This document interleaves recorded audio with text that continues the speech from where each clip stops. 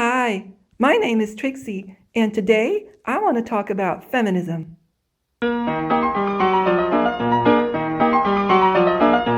I grew up in a household where my father was absent. I was raised by a single mom who was working full-time to support me. In many ways, she was a feminist in practice. However, she didn't define herself as a feminist, nor did she like feminists. As a result, I never spent time researching the issue or caring about it. My first encounter with feminism happened when I went to college. I was having a conversation with a girl in the cafeteria I had met a week ago, and she asked halfway through if I was a feminist. I said no, and she said, "Do you believe in equality between men and women?" I answered yes, and she said, "Then you're a feminist." That moment was a wake-up call for me. It raised my awareness to the point where I started participating actively and vocally in the movement by going to meetings and joining demos. In one of those demos, I was interviewed by a conservative news reporter who asked me if I was a feminist and what that meant for me. I said I believed in equal rights for men and women. But then she asked, "Do you think that men should also have the right to abort?" At which point I didn't know what to answer. I went home with an identity crisis. If women needed different things from men, how could we ask for equal rights? It was this lingering doubt in my mind that led me to research separatist feminism. I started reading books and watching documentaries to learn more about the movement and went online to meet people who could educate me. I eventually met a group of people who shared a house and lived together in a communal space. They invited me to stay for a weekend, and I jumped at the opportunity to learn more and to grow as a person. The first meeting made me realize that they were separatist lesbians. They spoke of the need to overthrow the patriarchy and build a world without sexual, physical, political, ecological, and economic violence. I was so moved by their commitment that I decided to join them right there and then. I was told that I was a brave and beautiful person and that I should share my resources and beauty to help strengthen the movement. Which I did by moving in and spending my first night in bed with a woman. But my first lesbian experience didn't go so well.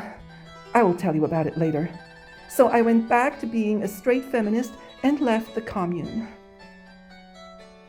Around that time, my mom went through a rough financial patch, and I decided to get a job to help her.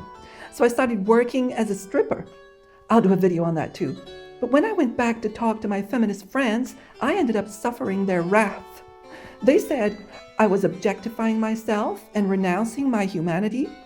I was subjecting myself to abuse and commodifying my sex and my body. I was alienating myself and my sexuality.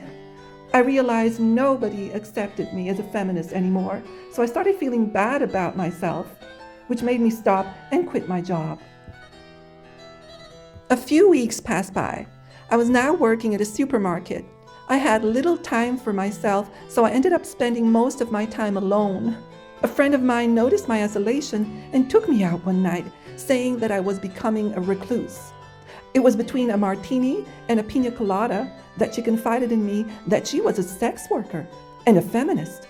She explained to me that it was a woman's choice to sell her body.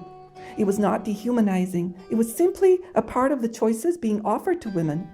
That intrigued me, so I decided to take her suggestion and talk to her friends who also did sex work. They told me about their experiences, and one of them started talking to me about how she dated 2 married guys and got lots of perks. That's when I learned about open relationships. I'll also do a video about that. She told me that one of the marriages was open and that she and he dated anyone they wanted, but the other marriage was closed and he was cheating on her. And then she also told me that she was falling in love with him.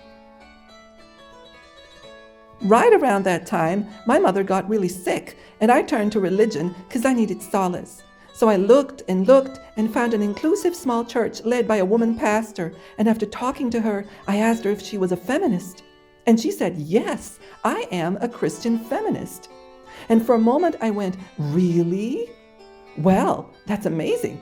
But isn't God a man and Jesus Christ a man? And isn't it patriarchal, religion and all?" And she said, "No, I believe that Jesus Christ was trans and that God is actually genderless."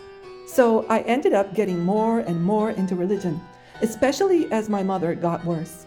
But then I got into trouble when I found out that the woman pastor was actually trans herself. And so one day, when I was talking to her, I told her how I thought that it was very brave of her to be the head of a congregation as a trans woman. And I told her that she didn't look trans at all to me. I would have never suspected.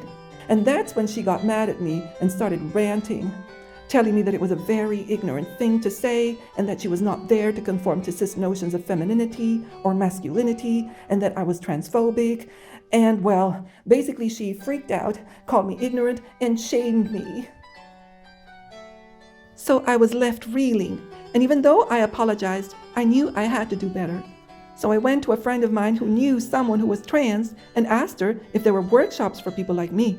She pointed me in the direction of a friend of hers who was trans, and I decided to educate and learn something for myself. The first workshop I went to was called Being and Becoming, and it was held by two trans people, one a man and the other a woman.